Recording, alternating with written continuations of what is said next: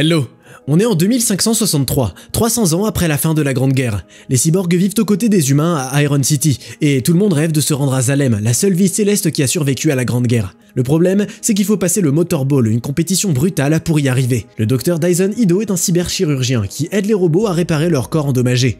Un jour, en cherchant des pièces dans une décharge, il trouve les restes d'une fille cyborg tombée de la ville céleste. Se voyant offrir une seconde vie, Alita ne se souvient absolument rien de son passé. Elle vit comme une adolescente ordinaire et rencontre son amour. Mais il s'avère que son élu tue des cyborgs pour gagner sa vie, et elle est elle-même une machine à tuer parfaite. Le cyberchirurgien Ido Dyson explore les déchets de la cité céleste de Zalem, à la recherche de pièces pour biorobots. Une découverte inattendue l'attend, car parmi toutes les ordures, il trouve les restes d'une fille cyborg avec un cerveau presque humain qui fonctionne encore. Ido l'amène à son laboratoire, où il effectue avec succès une opération pour la connecter à un nouveau corps. Le lendemain, la jeune fille se réveille dans une salle. Elle est choquée par le corps inconnu qu'elle voit dans le miroir. À côté, il y a des vêtements que quelqu'un lui a préparés. La fille descend et voit le chirurgien et l'infirmière Gerhardt au travail. Il prépare un cyborg. Rencontrant sa patiente, Ido vérifie son bien-être et la sensibilité de ses récepteurs. Il propose à la jeune fille de manger une orange. Il s'avère que tous ces systèmes fonctionnent parfaitement, à l'exception de sa mémoire, et la fille n'arrive même pas à se souvenir de son propre nom. Pour combattre la tristesse de sa patiente, Dr Ido l'emmène à l'extérieur, et en voyant Iron City ainsi que l'incroyable ville volante de Zalem, Alita se réveille petit à petit. Voyant le nom du médecin sur le panneau, le cyborg veut connaître le sien, et Ido l'appelle Alita. Sur la promenade, le médecin dit à Alita qu'après la Grande Guerre, qui a pris fin il y a 300 ans, Zalem est la seule ville céleste restante, et que tous les survivants des autres villes se sont installés à Iron City et travaillent pour Zalem, sauf que personne n'est autorisé à y aller. Sur l'écran, Alita voit une diffusion d'un jeu brutal appelé Motor Ball. Ido entre dans un magasin et laisse la fille seule. Pendant ce temps-là, elle rencontre un gars nommé Hugo, qui la sauve d'un centurion. Il est très gentil avec Alita, et il regarde sa cyberarme parfaite avec intérêt lorsque le médecin se présente. Ido et Hugo travaillent ensemble. Le gars lui procure différentes parties pour les cyborgs. La nouvelle connaissance éveille un véritable intérêt au plus profond d'Alita. La nuit, la jeune fille se réveille avec des bruits étranges. En regardant la porte, elle voit le docteur Ido revenir avec une main ensanglantée, avant de s'enfermer dans sa chambre. Le matin, tout est revenu à la normale. Le médecin répare les cyborgs, et Alita et Gerhardt l'assistent. Ido explique à Alita que les cyborgs se font dépouiller des parties du corps nécessaires aux joueurs de Motor Ball. En outre, l'un des patients lui a dit qu'un meurtre a eu lieu dans la soirée.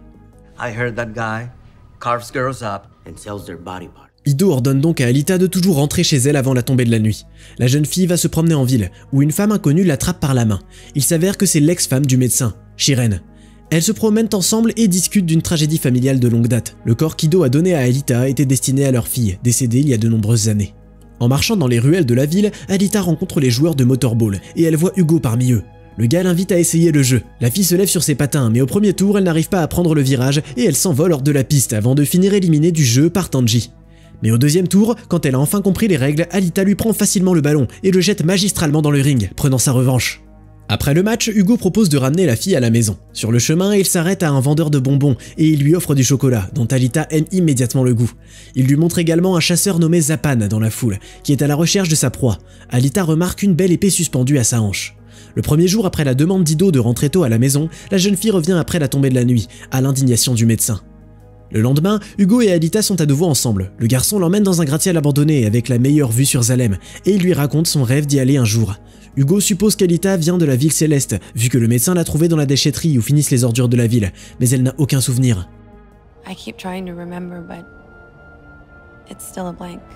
La nuit, Alita a encore du mal à dormir et elle voit le médecin portant un chapeau et un manteau, partant quelque part avec une grande valise. La fille décide de le suivre et l'attrape assis dans une embuscade avec une énorme hache, et elle comprend qu'il est le meurtrier qui démonte les cyborgs pour les pièces. Alita l'empêche d'attaquer, mais en fait, tout n'est pas comme elle l'avait compris à première vue. Ido a caché le fait qu'il était le chasseur licencié des cyborgs criminels, dont il y en a un, Grewishka, qui lui a tendu un piège. Réalisant que son créateur est en danger de mort, Alita s'engage dans le combat et élimine facilement les complices de son adversaire, puis attaque Grewishka lui-même. Pendant le combat, elle commence à se souvenir de sa vie passée. Après avoir forcé l'ennemi à fuir, Alita et Ido se rendent à l'usine, où le médecin est récompensé pour son travail. Sur le chemin du retour, la jeune fille le force à révéler tous ses secrets, y compris pour qui il a créé le corps qui lui a été donné. Ido parle de sa fille handicapée, nommée Alita. Il avait créé ce corps pour elle, sauf qu'un de ses patients, un joueur de Motor Ball avec un corps incroyablement fort, est arrivé dans la clinique la nuit et a tué la jeune fille.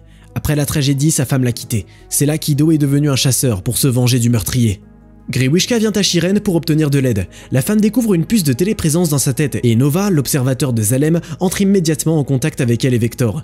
Il lui dit que le pouvoir du cyborg qui a écrasé Grewishka ne réside pas dans son corps, mais dans son cerveau, car elle connaît le Panzerkunst, une ancienne technique de combat.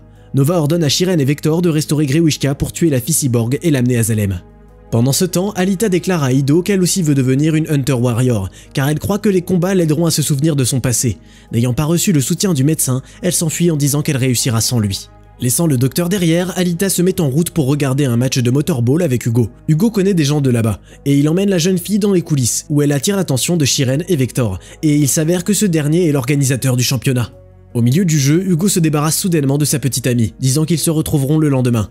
Il part en mission avec ses amis. Apparemment, il fait partie des chasseurs de ferraille qui tuent les cyborgs et vendent leurs pièces aux joueurs de motorball. Et Hugo est forcé de le cacher à Alita. Le lendemain, Hugo emmène Alita à la campagne, où un navire abattu lors de la bataille de Zalem se trouve dans un lac. Le garçon pense que ce navire aidera son ami à se souvenir de son passé, et son intuition s'avère correcte. La fille cyborg entre facilement dans la zone de commandement, et déverrouillant le compartiment protégé, elle entre un code qui lui donne accès à des cybercorps parfaits qu'Alita ramène à terre. Elle l'apporte au laboratoire du médecin, et elle demande à ce que son corps soit remplacé par un nouveau. Mais le cyberchirurgien refuse de le faire. Ce qui exaspère Alita. La jeune fille exige que le médecin révèle tout ce qu'il sait. Ido cède et il lui dit que le corps qu'elle a trouvé sur le navire est un berserker, une arme humanoïde. Ce sont des berserks qui utilisaient la technique de combat Panzerkunst qu'elle utilise maintenant. Alita est donc l'arme la plus avancée jamais créée. Après avoir entendu ça, la jeune fille se rend à l'usine pour obtenir un permis de Hunter Warrior, qu'elle reçoit sans aucune difficulté, et avec Hugo, elle arrive dans un bar pour Hunter Warrior.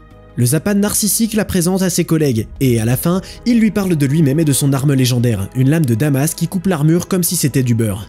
Alita exhorte les chasseurs de se battre contre Grewishka, mais elle ne reçoit que des railleries en retour. Pour les arrêter, elle doit d'abord briser le nez de Zapan, puis battre le reste des chasseurs. La querelle est terminée par Ido, qui apparaît et tente de sortir Alita, quand soudainement un Grewishka mis à jour déchire les portes de l'établissement. Il est venu sur l'ordre de Vector pour ramener la jeune fille, morte ou vivante. Le grand robot est protégé par des gens au pouvoir et il n'a pas de prime sur sa tête, donc tous les chasseurs se retirent devant lui. Acceptant le défi du méchant, Alita se lance après lui et elle est vaincue dans un combat inégal. Mais le souvenir des paroles de son mentor oblige Alita à se battre, donc elle utilise sa main restante pour arracher l'œil de Grewishka, et c'est à ce moment-là que l'aide arrive enfin. Le docteur Ido apporte les restes d'Alita au laboratoire et lui donne un nouveau corps qui, une fois connecté à son cerveau, effectue instantanément des ajustements à tous les microsystèmes. Au réveil, la Berserker explore ses nouvelles capacités avec joie. Alita va tout de suite voir Hugo, après quoi le couple quitte leurs amis et, laissés seuls, s'embrassent pour la première fois. Grewishka se retrouve dans le laboratoire de Shiren. Par l'intermédiaire de Vector, Nova le contacte et lui demande d'arracher le cœur d'Alita. Vector n'accepte pas de confier à nouveau cette mission à un morceau de ferraille, et une ruse humaine entre en jeu. Il décide d'utiliser Hugo pour se rapprocher de la cible. Alita, amoureuse, se présente chez Hugo le matin. Interrogé sur son état, le garçon répond qu'il a bu un verre avec Vector. La jeune fille apprend que c'est Vector qui sera le guide d'Hugo pour se rendre à Zalem. Mais le gars avoue que si avant il n'avait tout simplement pas assez d'argent pour réaliser son rêve chéri, maintenant, avec l'apparition d'Alita, il est perdu et ne sait pas quoi faire. En apprenant qu'Hugo n'est qu'à 90 000 unités de son objectif, elle lui offre son cœur, mais le garçon refuse. Don't just do things for people. Plus tard, Hugo lui révèle exactement ce dont il a parlé à Vector. Il suggère à Alita de s'essayer à une ligue de motorball. Elle peut devenir une vraie star, et le chemin pour aller à Zalem sera ouvert pour elle et Hugo. Sous la pression de son amant, la fille cyborg accepte d'essayer. Dans le vestiaire, Ido prépare Alita, et Vector annonce les conditions spéciales du reste des participants. Une récompense de 5 000 $ pour quiconque tue la fille cyborg. Hugo se précipite au match avant de s'arrêter devant ses amis, qui sont en train de vider un autre cyborg, pour leur dire qu'il ne travaillera plus avec eux. Il se bat avec Tanji, puis Zapan intervient. Alita l'a fait passer pour une risée, et maintenant il veut lui faire du mal en retour, lui enlever son amour, et faire en sorte qu'Hugo soit déclaré comme étant un meurtrier.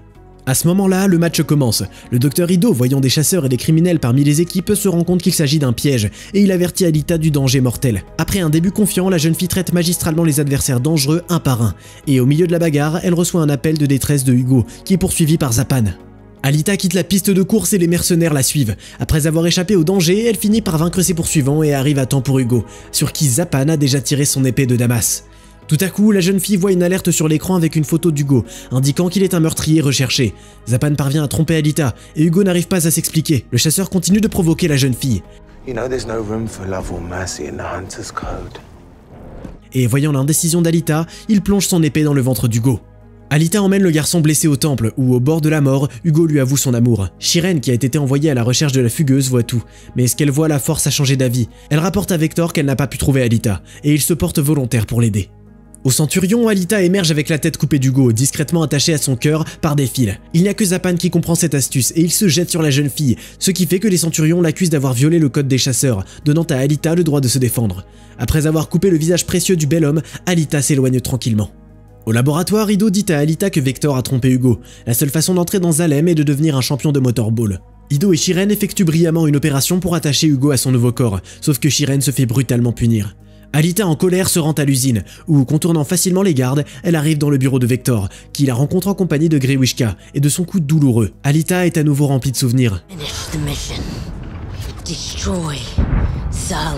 Après avoir découpé Grewishka en morceaux, Alita force Nova, le suzerain de Zalem, à la contacter.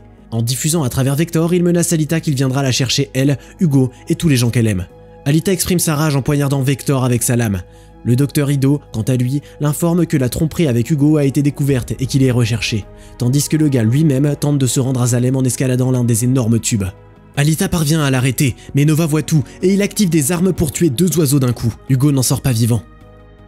Depuis ce jour, pendant des mois, Alita participe à des compétitions de motorball avec un seul objectif en tête, devenir championne suprême et se rendre à Zalem. Pendant ce temps, Nova la surveille attentivement. Comme toujours, tu peux trouver le titre du film dans la description de la vidéo. Et dans les commentaires, tu peux nous dire si tu penses qu'Alita arrivera à se rendre à Zalem et à découvrir ce qui l'attend là-bas. N'oublie pas de liker cette vidéo et de t'abonner à la chaîne pour ne pas rater les prochaines vidéos géniales.